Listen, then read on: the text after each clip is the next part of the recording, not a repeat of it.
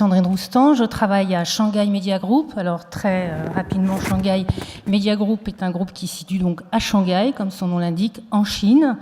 Je travaille dans le groupe avec les équipes chinoises, je suis la seule blanche, donc c'est assez intéressant.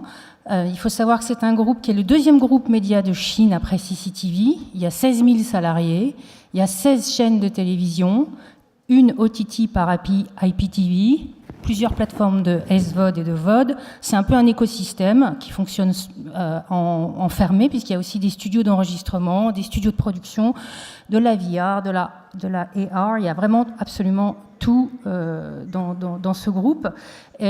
C'était intéressant d'avoir le débat juste avant sur l'Europe et les États-Unis, parce que je crois qu'il va falloir faire avec une troisième donnée qui est l'Asie, car l'Asie et notamment la Chine a décidé d'ouvrir ses frontières, d'ouvrir ses OTT au marché international, de se faire connaître dans le but de faire plus de coproduction, mais aussi de vendre à son tour ses formats. Donc on est ici en fait pour parler plus précisément des OTT chinoises qui deviennent les seuls concurrents des GAFA aujourd'hui en termes de nombre de téléspectateurs, enfin de télénautes et de volume d'affaires. Alors, il faut que j'appuie sur le bouton, voilà. Donc, je vais juste faire un tout petit prérequis sur la Chine pour vous montrer un tout petit peu le paysage audiovisuel. Je vais assez vite là-dessus, mais c'est important d'avoir quelques bases. Donc, vous avez 1700 chaînes en Chine. CCTV étant évidemment ce qu'on appelle The Mother, un peu comme on appelle UK, BBC, The Aunt. Il y a 50 chaînes qui sont nationales à CCTV, et CCTV est un petit peu à part, parce qu'elle est complètement gérée par le gouvernement, complètement financée par le gouvernement. Il y a une redevance en Chine, 30 € par an, c'est pas énorme, mais vu qu'il y a 1,4 milliard de personnes, ça commence à faire du monde. Il faut savoir que 95% de la population est équipée, il y a concrètement 1,223 millions de téléspectateurs, que la Chine s'est démesurée, qu'il y a 3 fuseaux horaires géographiques, mais qu'en réalité, il n'y a qu'un seul fuseau horaire politique, social et économique.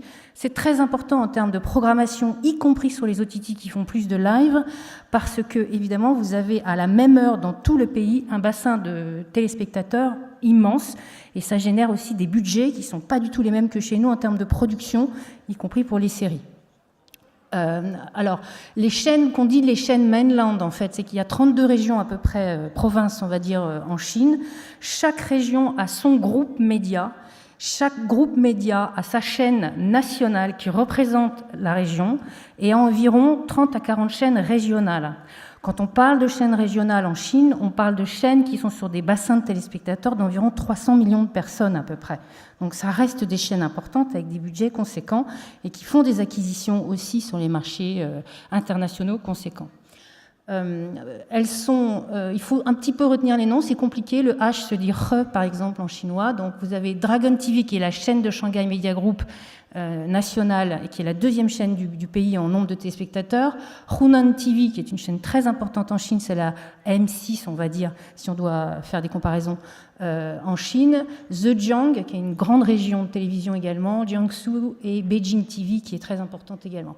Vous avez les chaînes privées qui elles en fait sont des chaînes payantes la plupart du temps. Il y a aussi de la publicité qui sont dans les régions plutôt dites autonomes type Macao, Taïwan, Hong Kong, qui ont un système de gestion un peu différent des chaînes mainland.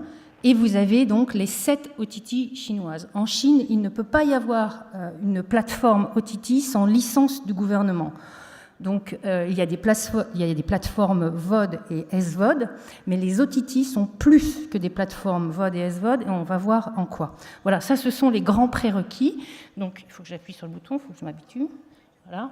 Donc, en ce qui concerne les séries qui nous réunissent ici et les dramas, parce que c'est un genre que la Chine adore, hein, c'est le genre préféré, que ce soit en TV ou en OTT. Donc la production est démesurée et record.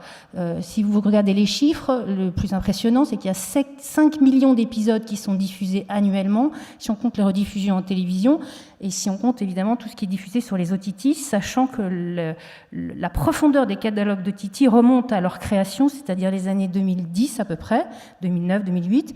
Il y a tout est disponible. Alors, il y a ils élaguent un petit peu, mais globalement, vous pouvez retrouver des hits dans le domaine des séries de 2011-2012.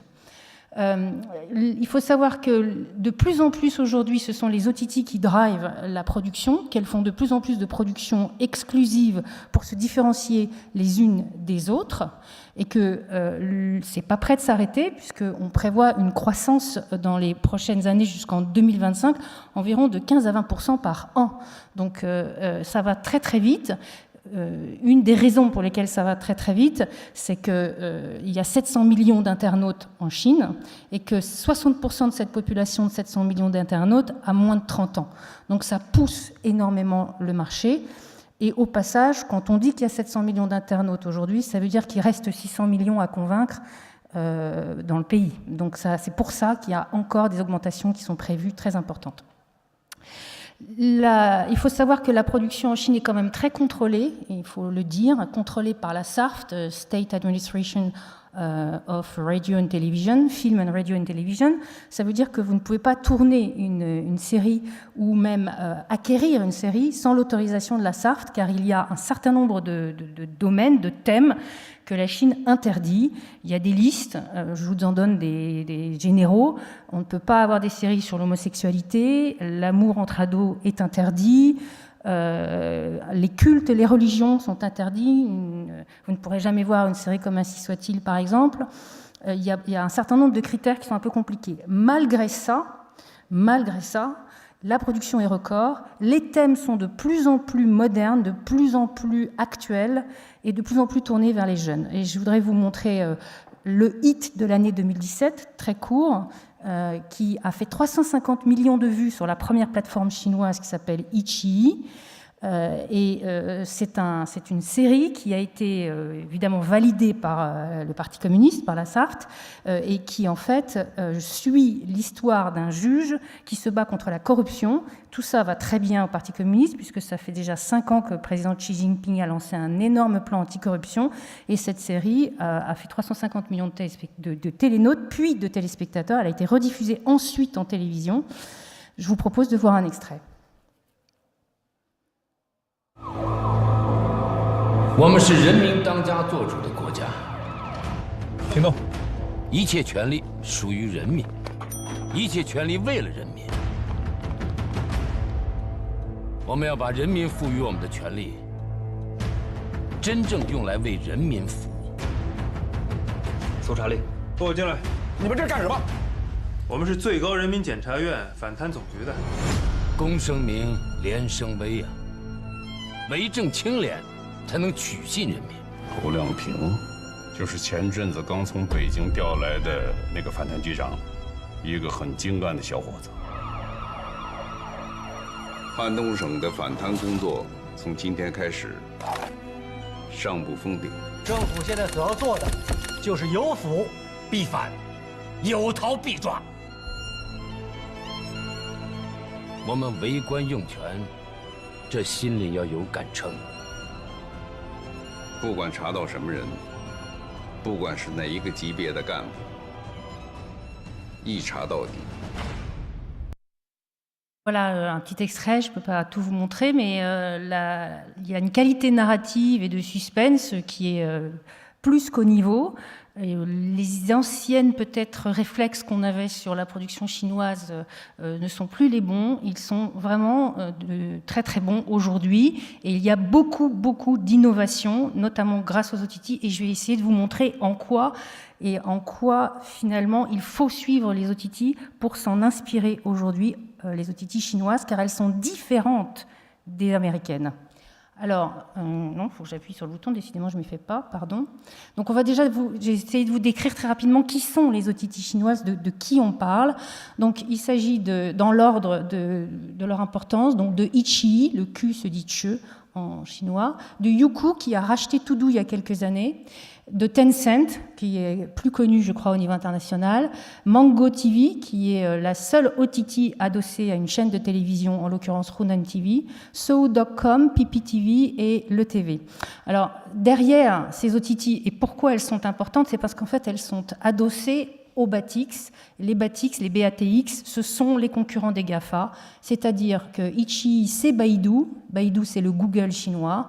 Youku Tudou, c'est Jack Ma, c'est le Amazon chinois. Tencent, c'est Huatangma, qui est également WeChat, qui est la messagerie qui réunit 900 millions d'adhérents en Chine et sans laquelle vous ne faites rien en Chine. Et ils ont également énormément de production de jeux vidéo. Ils sont très forts dans le domaine du jeu vidéo. Et ce sont des acteurs dont il va falloir se rappeler les visages au même titre que Jeff, Larry ou Mark maintenant. Il faut savoir que Tencent vient d'être valorisé à la bourse de Hong Kong en novembre 2017 à plus de 500 milliards de dollars, c'est-à-dire que c'est plus que Facebook. Que Ichi a aussi lancé une IPO en mars dernier, c'est-à-dire là, le mois dernier aux États-Unis, et qu'on a valorisé son chiffre d'affaires du premier trimestre à 776 millions de dollars de revenus, qui est considéré de plus de 57% par rapport à l'année précédente. Donc c'est vous dire que ça va très très vite, ça augmente très très vite. Que Baidu est le 4e site le plus visité au monde derrière YouTube, Facebook et Google. Donc c'est des noms qu'il faut retenir parce que ça va s'internationaliser et de plus en plus. Et que Netflix, par exemple, a dû signer un partenariat limité, certes, mais avec Ichi, car les Chinois sont très protectionnistes, et chez eux, on ne peut pas monter d'OTT si on ne fait pas de partenariat avec les OTT chinoises. Voilà. Donc ça vous fait une présentation rapide de qui ils sont et pourquoi c'est important. Maintenant, ce que je voudrais, c'est expliquer pourquoi les OTT en Chine ont un tel succès d'abord au niveau local et pourquoi, à mon avis, elles vont sans doute avoir de plus en plus de succès au niveau international. D'abord, au niveau local, elles sont extrêmement consultées. Sur les millions de clics ou de visites, je voudrais dire que c'est difficile de contrôler les chiffres en Chine. Il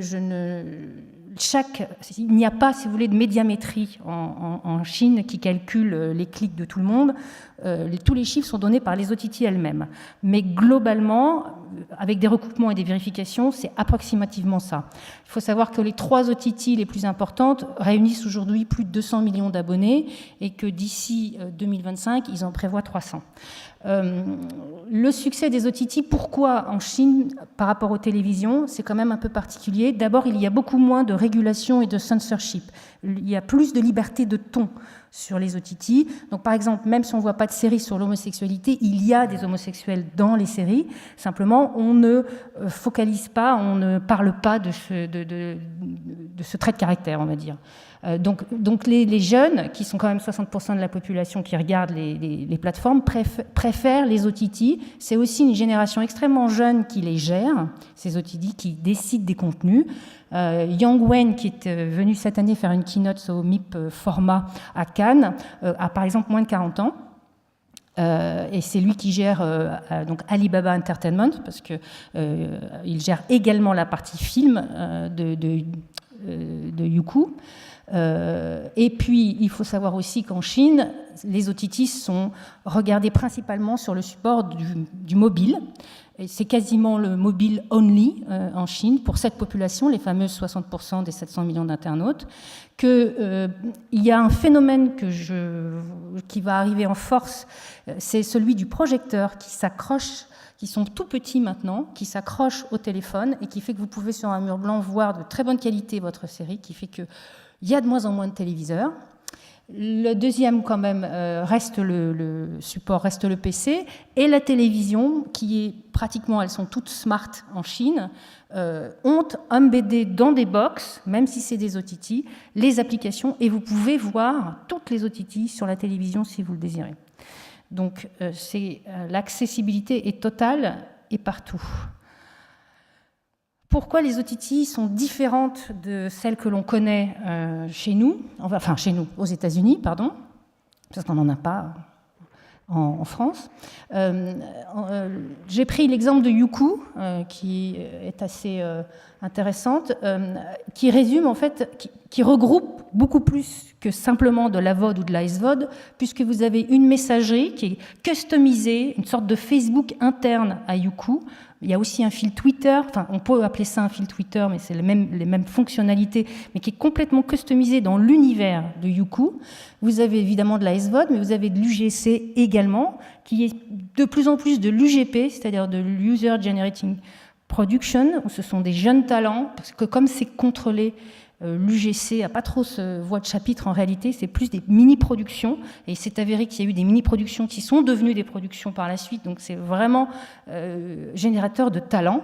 Et vous avez, ça c'est aussi une grande différence avec par exemple Netflix, vous avez énormément de programmes qui viennent de la télévision. Et vous avez d'ailleurs de plus en plus de partenariats entre les OTT et la télévision.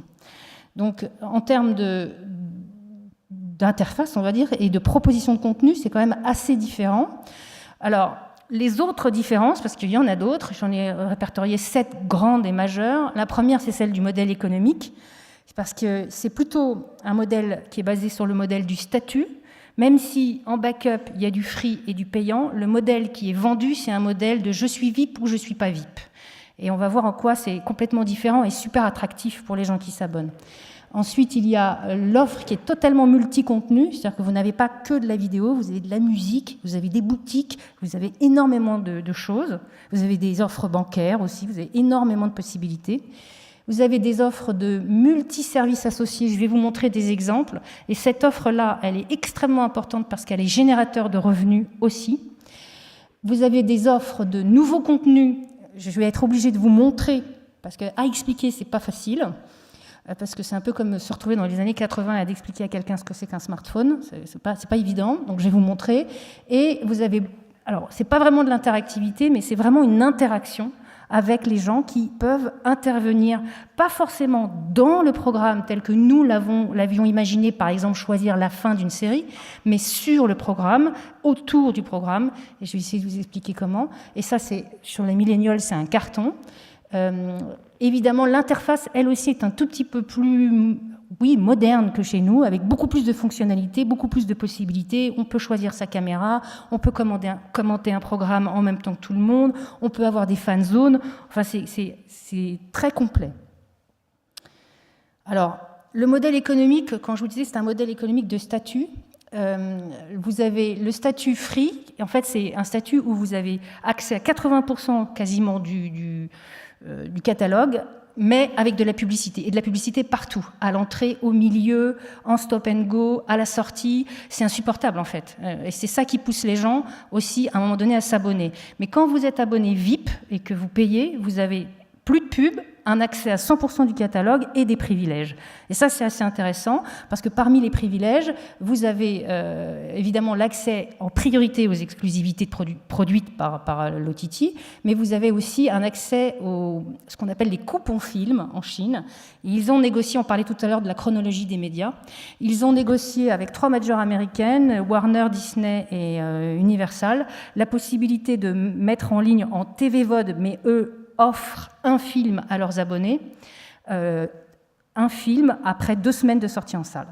Et ça, évidemment, ça joue énormément sur l'attractivité. Pourtant, et c'est ça qui est assez intéressant, les Chinois ne raffolent pas de films, au sens où on l'entend cinéma sur les OTT, mais de séries locales, évidemment, énormément, de dramas, pas mal de japonais, de coréennes également. Deuxièmement, les séries et les films mais plutôt les séries internationales qui sont disponibles sur les OTT, beaucoup, les productions exclusives d'entertainment et les partenariats avec les TV avec des productions énormes en termes de budget, et les fameux nouveaux contenus dont je vous parlais. Donc on va peut-être rapidement passer sur les grands chiffres, c'est ce que je vous disais. Donc ce qui est intéressant de constater, c'est que les Chinois raffolent de séries et les fameux autres contenus arrivent en 3e position. Alors, les fameux autres contenus, qu'est-ce que c'est ? Ce sont en fait des offres multiservices. Je vous en ai choisi 3, mais il y en a beaucoup plus que ça. Et elles sont très importantes parce qu'elles sont génératrices de nouveaux types de revenus. Donc, vous avez le bullet.com, le streaming live room ou le shopping live. Alors, le shopping live, on va commencer par ça. Nous, on en a souvent parlé. Eux, ils le font. Je l'ai fait. Vous avez votre série qui défile. Ichi, je vous rappelle, c'est ceux qui sont adossés à Baidu, donc Google. Donc, il vous propose pendant votre série un petit bouton qui vous dit accès au shopping ou pas. Si vous appuyez sur le bouton accès au shopping pendant la série, à ce moment-là, des pop-up vont vous arriver à chaque fois qu'il y a un élément de la série en vente. Vous ne touchez à rien. Vous cliquez sur le pop-up, vous voulez le t-shirt Infinity, vous ne sortez pas de l'application, vous avez votre téléphone WeChat, et là, Vous rentrez le QR code et comme vous avez par ailleurs pré-enregistré sur votre WeChat tous vos éléments, c'est automatiquement prélevé et envoyé chez vous 24 heures après et délivré 24 heures après. Donc ça, c'est une fonction qui rapporte énormément de sous. On n'a pas les chiffres, hein, comme je vous ai dit, c'est compliqué d'avoir les chiffres en Chine. Le streaming Lightroom, je vais vous montrer un exemple ensuite, mais ça permet de faire une fidélisation absolument énorme auprès des fameux millénials, puisque en fait, ce sont des stars de série, mais maintenant ça sort des stars de série tellement ça a été un succès, qui se mettent en live stream room, ce sont des chats, mais les gens les payent indirectement via des cadeaux. Et je vais vous montrer comment. Et le bullet com qui est un must-have, c'est-à-dire qu'il n'y a pas une OTT qui n'a pas un bullet com. Alors je vais très rapidement vous montrer ce que c'est. Le bullet com, en fait, si on lance la vidéo, là on est donc sur Youku, vous avez la possibilité sur un programme de pouvoir communiquer. Bon, alors je vous ai montré un tout petit peu comment ça fonctionne. Il y a énormément de propositions de contenu. Un détail, mais qui n'en est pas un, il n'y a pas de publicité sur l'interface. Les publicités sont tous sur les contenus. Les interfaces, c'est que pour l'autopromotion. Donc là, ces écritures qui passent, en fait, c'est que vous pouvez écrire votre commentaire sur la série ou sur le programme. Là, c'est un programme de télé. Je vous ai mis « Bonjour la France », j'écris en dessous, et vous allez voir, ça passe au milieu. Donc, j'ai un petit bouton quand même, le petit bouton bleu, parce que franchement, regarder une série comme ça, peut-être que ça peut gêner certains, et vous pouvez regarder la série sans avoir les commentaires, bien entendu, qui s'affichent. Mais il faut savoir que si vous voulez des commentaires, vous devez payer pour avoir des commentaires qui sont avec des emojis et qui sont personnalisés à vous-même. Et là, vous devez payer 2, 3, 4, 5 renminbi, c'est rien du tout, c'est 1 euro. Mais multiplié par le nombre qui sont, ça génère pas mal de revenus. Et ça, c'est un vrai phénomène en Chine, c'est un vrai carton, c'est-à-dire qu'ils sont particulièrement friands, et il n'y a pas une OTT qui n'a pas ce système. Je vais très rapidement vous montrer ce que c'est que les live stream rooms. C'est un système donc, qui est utilisé au départ pour les acteurs et les stars et qui finalement se transforme sur les OTT en coach dans tous les domaines que vous désirez. On peut lancer la vidéo. Donc, dans tout, là, je vous ai pris sur mon téléphone parce que je n'arrivais pas à enregistrer sur mon ordinateur, mais tous les OTT ont ça. Ce sont des starlets ou des coachs dans des domaines précis. Par exemple, moi, je vais choisir une personne qui donne des conseils de DJ, en fait. On organise, par exemple, une soirée années 80. Je vais cliquer sur la personne, elle va apparaître directement, et je vais converser avec elle. Alors, tout le monde peut converser avec elle, vous allez voir, mais lui ne répond, enfin c'est lui en l'occurrence, ne répond qu'à certaines des questions. Il ne peut pas répondre à tout le monde. Donc il va choisir les questions auxquelles il répond. Et en réalité, moi, ce que je vais faire, c'est que je vais lui donner des cadeaux, si je le trouve bon. Les cadeaux, ce sont des diamants, en fait, correspondent à un nombre de diamants. Et les diamants, j'en ai 40 en bas à gauche, les diamants, c'est de l'argent. Et c'est de l'argent que j'ai directement sur WeChat et que je lui donne. Là, je vais lui donner un cœur, je vais lui donner un diamant. Je vais lui poser une question. En fait, j'ai voulu attirer son attention pour montrer que l'interactivité était réelle. Et en l'occurrence, excusez-moi, c'est assez basique. Je vais lui dire « I love you ». Et contre toute attente, il va me répondre. Alors, c'est un petit peu de son. Il va m'envoyer une chanson d'amour. Et en réponse, voilà, là, il a vu mon message. On n'entend pas, et il va m'envoyer une chanson d'amour. Et moi, du coup, je vais lui envoyer un cadeau. Je vais même lui remettre de l'argent.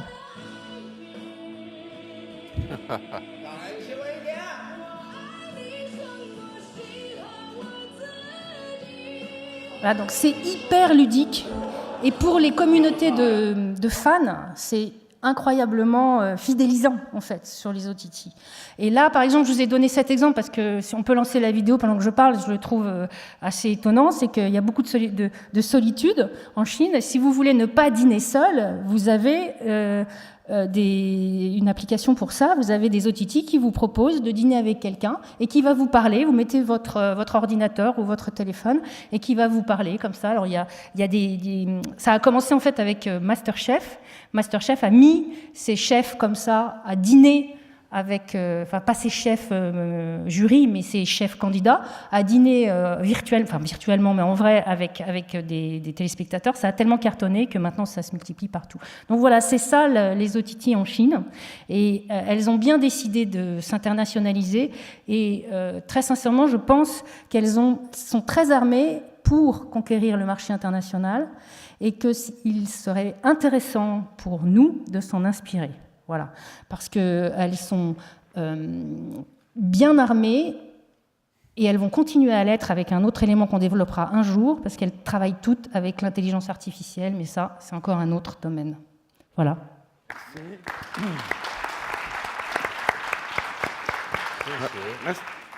Reste sur scène peut-être pour participer à la suite de la discussion et je propose à Julien, Christian et Gilles de nous